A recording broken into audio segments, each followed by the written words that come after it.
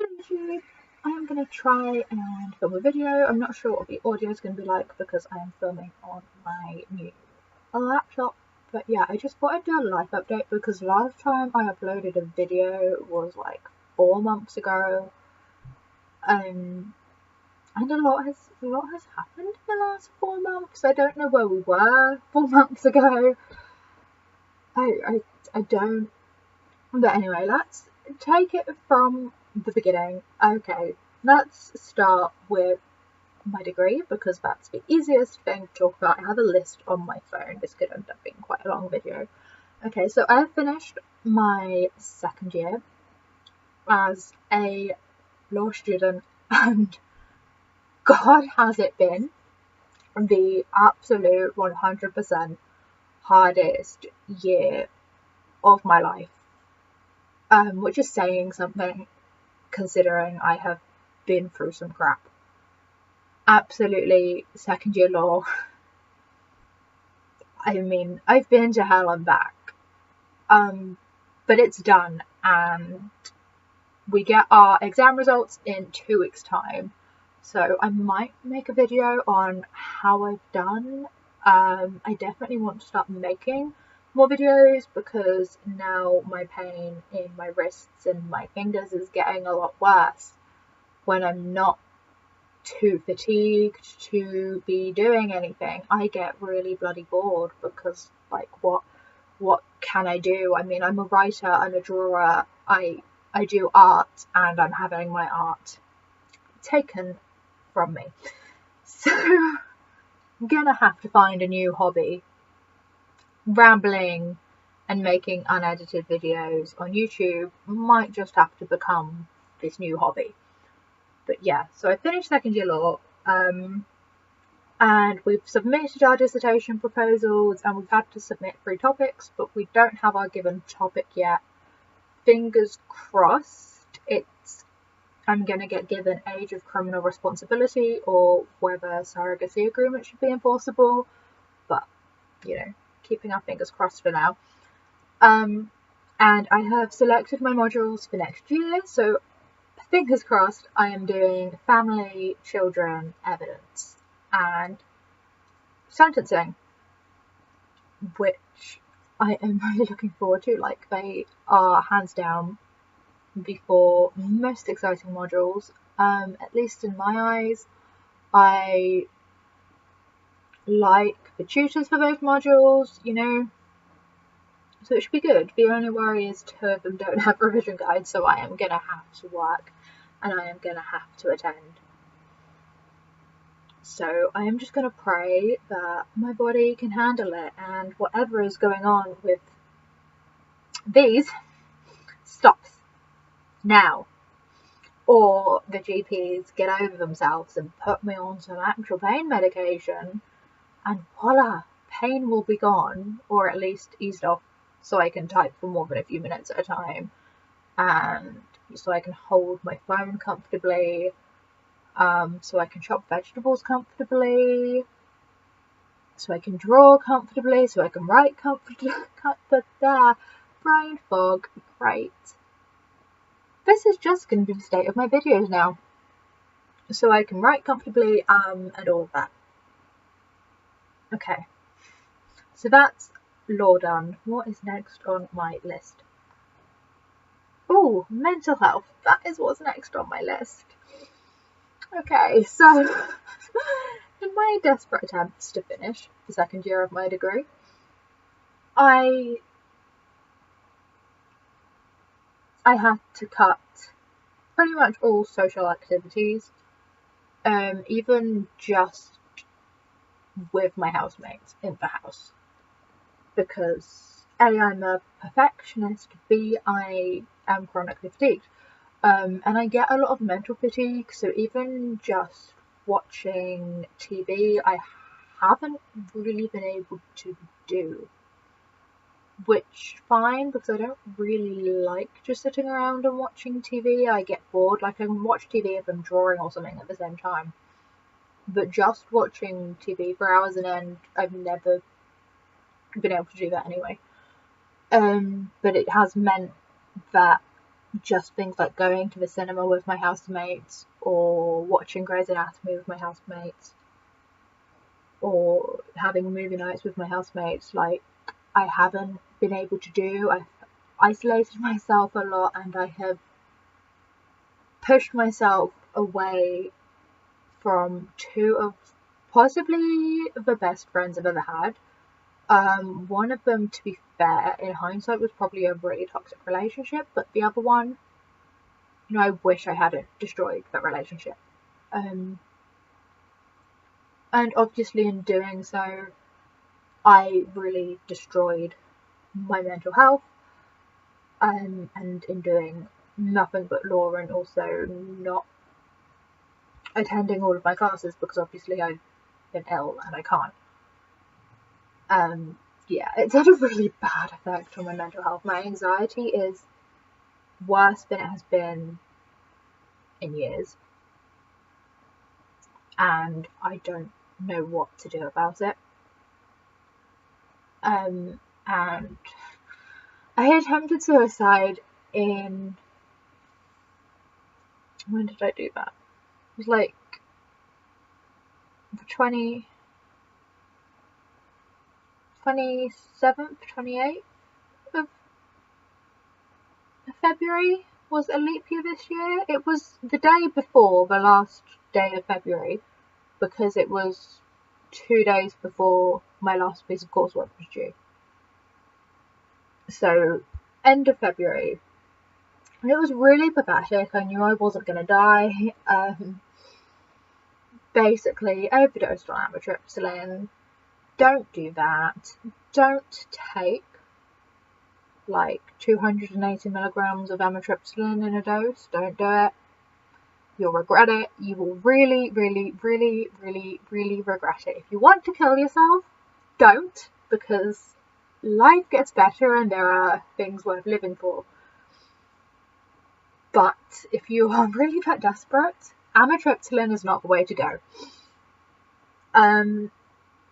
So that happened, and now I have had to take brain fog. Okay, I have had to take a step back from life for both my physical health and my mental health, so I can finish my degree. And I'm trying to take this summer to really focus on being mindful of all the things I can physically still do, or even if they are realistically too painful or too exhausting, things I can still physically push myself to do, because there are so many people with chronic fatigue syndrome and other chronic illnesses who are physically gonna pass out or dislocate joints if they do the things I do. And I'm very lucky that as long as I can push through, like, I am able to do things, if that makes sense. Yeah, that makes no sense. But yeah, I'm trying to focus on what I have, what I still have, rather than looking at how dreadful my life is. Because if I do that, that's just going to make me more depressed, because at the end of the day, yes, my life isn't great, but the majority of the time I've had since I finished my exams, I've been so fatigued that I've been sleeping like 10 hours a night,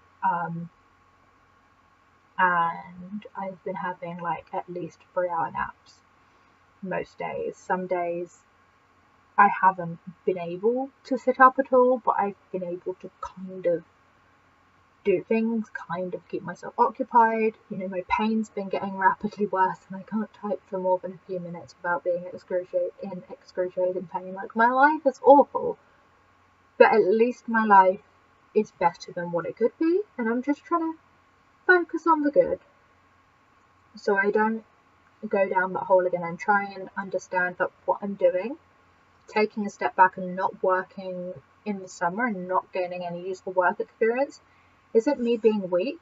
It's me giving myself a break. It's me realizing that last summer I had to quit my job, and it made me 10 times more ill. It's recognizing that pushing myself through my degree this year has made me more ill. It's recognizing that I am actually in severe pain, and right now I'm without adequate pain relief. So even without the fatigue, realistically, it would just be too much, and it would mentally wear me down too much to do a job. It's recognizing that if I deteriorate anymore, I'm not going to finish my degree. And at this point in time, I want my degree more than anything, because I am so excited about my modules for next year. And I never thought I'd say that. I never thought I'd say I love law as much as I love law right now.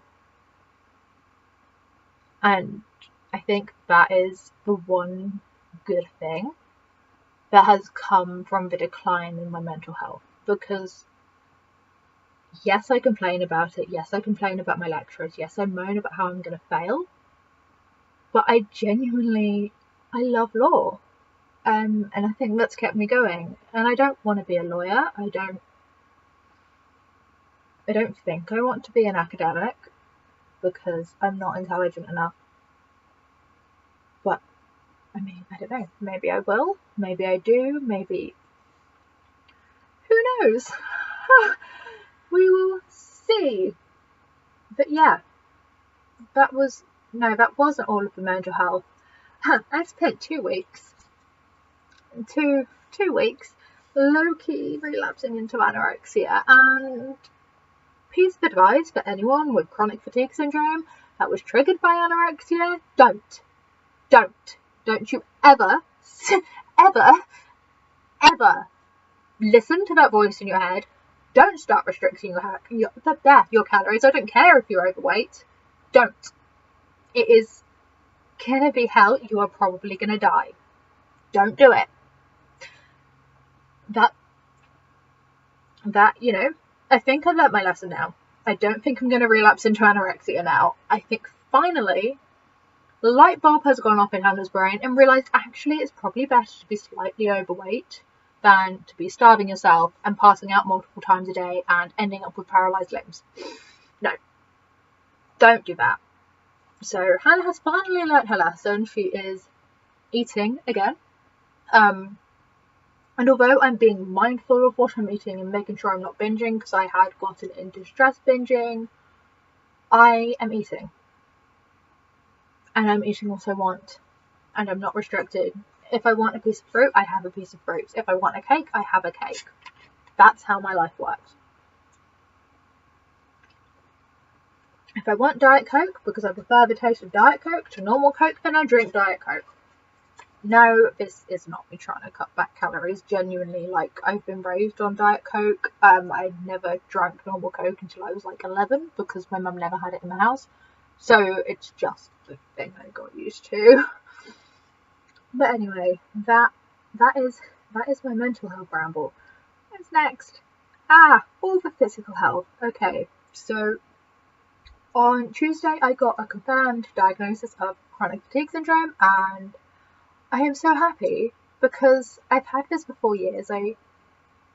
Looking back, that was when it started. It was in between GCSEs and A-levels. That was when the permanent sore throat started, the fatigue started, the muscle aches and the muscles being weaker than usual started. That was when, because I still had my paper round when it started, and I remember I would get 5 minutes down the road and my legs would feel dead already. And coming from someone who was climbing competitively and walking to school and doing this paper round on a daily basis, it was a bit like, what? And suddenly I was needing midday naps, and like, I've always had so much energy and I've never needed naps before until then. So I've had this for 4 years, and now I've got a confirmed diagnosis that has helped my mental health in some ways, because now I know I didn't mess up my A-levels because I wasn't trying. Now I know I'm not lacking experience because I wasn't trying.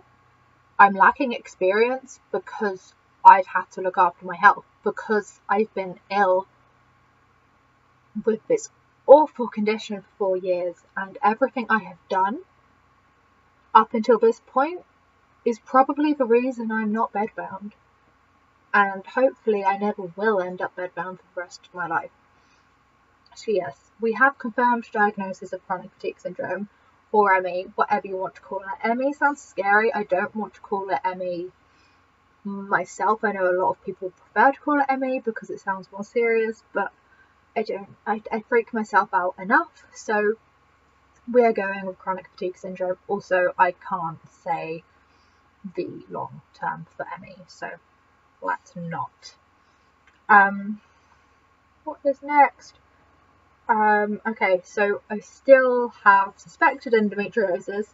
They're not doing the surgery right now. I don't think I want it right now because, fingers crossed, I found a hormone that is working with my body and at least stopping me from being in as much pain as I was this time last year, or, you know, before then, for like the last 10 years of my life.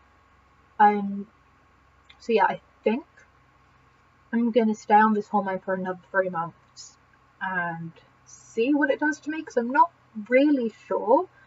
Like, it's not definitely working, but it's not working, if that makes sense. I've had one very much hell period while I was on it, but the other 2 were okay. For someone with suspected endometriosis, at least anyway, they were not horrifically hellish. So that's still a thing, that's still causing pain, but it's under more control than it ever has been. And honestly, it's incredible, because I don't know how I would be dealing with that to the severity that it was. Definitely when I first started uni. Right now, with everything else going on, like, I wouldn't be. I wouldn't be dealing at all. Okay. What's next? Final part of the health stuff. I have pain, which is unrelated to the fatigue. It started last summer, and my GP's never really investigated it, even though I've been very clear that it's not related to the fatigue, it's not correlated with the fatigue. But anyway, so it's rapidly getting worse. So I saw the GPs near my house at home, and they think it's rheumatoid arthritis. So I'm getting blood tests tomorrow, and we shall see. They're probably going to come back clear. I don't think it's rheumatoid arthritis because I don't have the swelling, and I don't really have the stiffness. Like, I get some stiffness in the morning, but yeah. But also it could explain why I've had slightly dodgy joints all my life, because I've had slightly dodgy ankles since I was like 8, 9, slightly dodgy wrists since I was about the same age, slightly dodgy knees since I was about 14, slightly dodgy shoulders since I was brain 15, 16. So it could explain that, but who knows. It's just that right now the pain is a lot worse, especially in my wrists and my fingers, where I really need it to not be much worse, because these are like essential. Honestly, I used to take for granted being able to draw and being able to write and being able to chop up vegetables without being in excruciating pain, and now it's like I can't. I can't. Like, I can move them okay without being in too much pain normally, but the second I put pressure on anything, no, I can't. And in the absence of adequate pain medication, it is really driving me slightly crazy. But yes, so we'll see what happens in the results of these blood tests. I think I'm going to book a GP appointment to get the results just because I know they're probably going to come back clear. So we shall see. I have unspecified pain throughout my entire body for an unspecified reason, and I'm lacking back muscle, as I am realising as I'm sitting up here filming this video, because I normally don't sit up right, and if I do, I'm like supported by something, and now I'm like, ow, my back hurts. My back is like not used to this muscle being used. Hannah needs to stop walking the dog and start doing full body exercise. But, you know, I guess it's just finding that balance between protecting my mental health and my physical health, and right now, getting out of the house to walk the dog is what I need for my mental health. Staying inside in my room doing whatever isn't going to have the same effect. And I don't want to push my fatigue too far when I am still crashing on a pretty much daily basis. Yes, anyway. So now we come to the final and the most exciting thing on the list, 20 minutes into this video. Yay! So yes, we're just gonna drink the Diet Coke before we start on this conversation. Okay, so I'm doing something slightly crazy, slightly adventurous. You're all gonna think I'm mental. But I'm going to Colombia with some people from university to do a summer school at the end of July and during August. It's only for 2 weeks. It's very controlled exertion. It's only for 2 weeks, and I am so excited because I have never left the EU before. Genuinely, I haven't been in a non-EU country before. Like,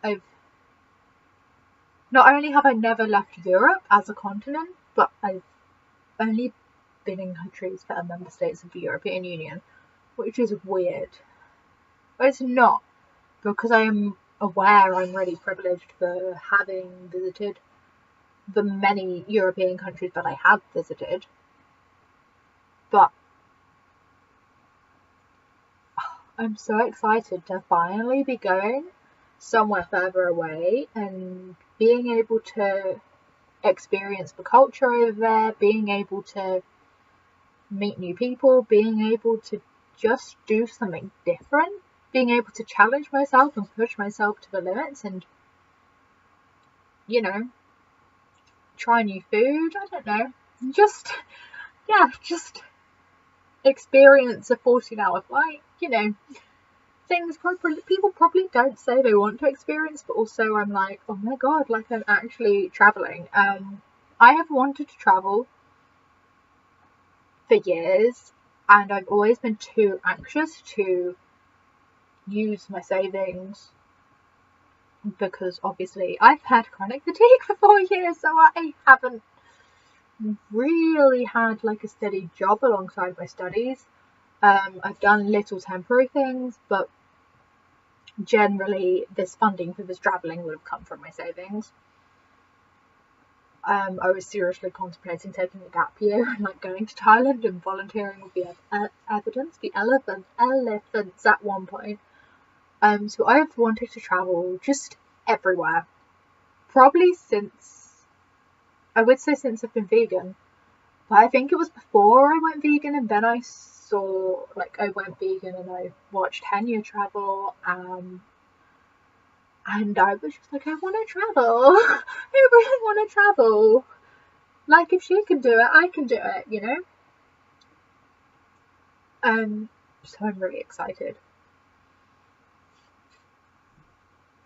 And it's hopefully going to be incredible. I don't know how I'm going to manage with regards to my physical health, because everything I've read and I've watched about travelling with chronic fatigue syndrome, I'm not doing. It's like, get wheelchair assistance at the airport, and I'm like, no. I am so bloody stubborn.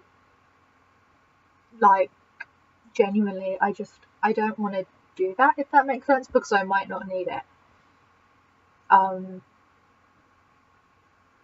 might not need it. I mean, I probably will, and yes, it will save me from pain and it will save me some energy. But I also don't want people looking at me and seeing me as the ill girl. If that, like, I'm sure other chronically ill people will understand. I don't want that to be the perception of me. And I am letting everyone involved in this trip know about the chronic fatigue syndrome. They don't know about the endometriosis. We're just gonna have to mask that. We're just gonna have to pretend it's part of the chronic fatigue, I guess, purely because that's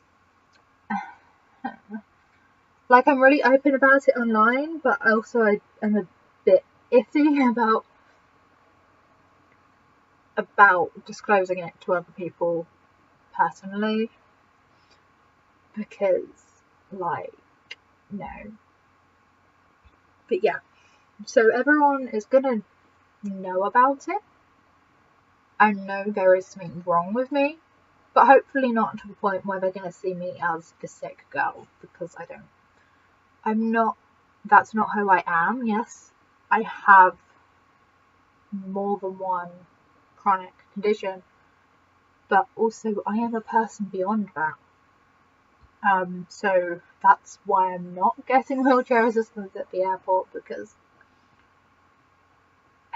I'm so stubborn, and I want to walk, and I want to do it all for myself.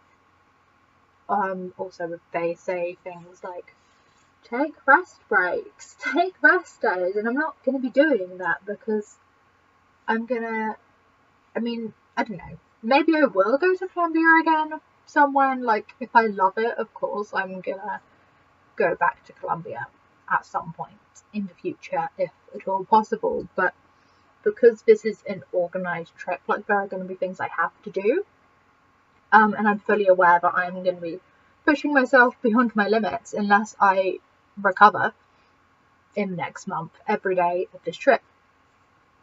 So I'm doing everything to not do when travelling with chronic fatigue syndrome, but I've talked to the member of staff who's coming with me, and if I need to opt out of an activity, that's fine.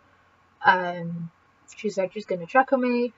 She said I need to be open with her about how I'm feeling, which I'm not very good at. Everyone who knows me knows I am very good at hiding my pain and not complaining about my pain, and, you know, everyone who knows me knows that is very much a characteristic of mine.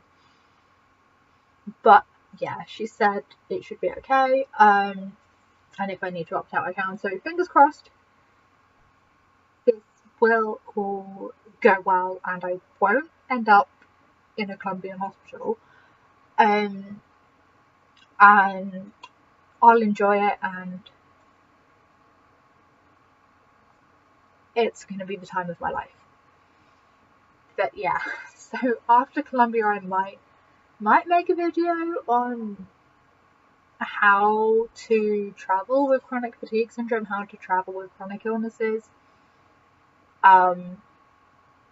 just based on whatever I gain from this experience, because the only times